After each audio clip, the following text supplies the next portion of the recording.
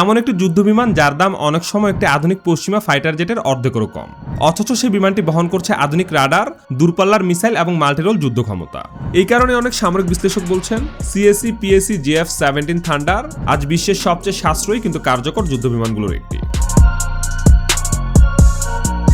এই যুদ্ধবিমানটি তৈরি হয়েছে চীন ও পাকিস্তানের যৌথ উদ্যোগে। চীনের চেংদু এয়ারক্রাফট কর্পোরেশন এবং পাকিস্তান অ্যারোনটিক্যাল কমপ্লেক্স একসাথে প্রকল্প বাস্তবায়ন করে। এই দুই প্রতিষ্ঠানের নামে সংক্ষিপ্ত রূপই হলো সিএসি এবং পিএসি। মূল লক্ষ্য ছিল এমন একটি মাল্টিরোল ফাইটার তৈরি করা যা একদিকে আধুনিক প্রযুক্তি ব্যবহার করবে, অন্যদিকে দাম হবে তুলনামূলকভাবে অনেক কম। JF-17 প্রথম আকাশে ওড়ে 2003 সালে। এরপর ধীরে ধীরে উন্নত সংস্করণ তৈরি হয়, যার মধ্যে সবচেয়ে আধুনিক হলো ব্লক 3। এই সংস্করণে যুক্ত করা হয়েছে অত্যাধুনিক AES রাডার। এই ধরনের রাডার একসাথে অনেকগুলো লক্ষ্যবস্তু শনাক্ত করতে পারে এবং একই সময় একাধিক টার্গেট ট্র্যাক করতে সক্ষম, ফলে আকাশ যুদ্ধে পাইলট অনেক দ্রুত সিদ্ধান্ত নিতে পারে।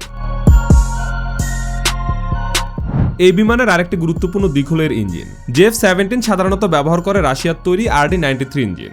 এই টার্বোফ্যান ইঞ্জিন নির্ভরযোগ্য এবং তুলনামূলকভাবে কম খরচে রক্ষণাবেক্ষণ করা যায়। তবে ভবিষ্যতে চীন তাদের নিজস্ব WS-13 ইঞ্জিন ব্যবহার করার চেষ্টা করছে, যাতে বাইরের প্রযুক্তির উপর নির্ভরতা কমানো যায়।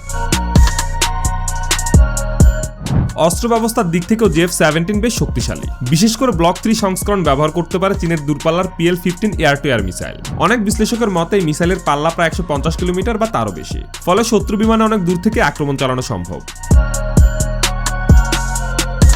তবে বিমানকে ঘিরে অনেক সময় অতিরঞ্জিত দাবি শোনা যায়। কেউ কেউ বলেন এটি নাকি বিশ্বের সবচেয়ে উন্নত যুদ্ধবিমানগুলোকেও সহজে হারিয়ে দিতে পারে। বাস্তবে বিষয়টা এতটা সরল নয়, কারণ আধুনিক স্টেলথ ফাইটার যেমন Lockheed Martin F-35 lightning II অথবা চীনের চেংদু J-20 প্রযুক্তিগতভাবে আরও উন্নত।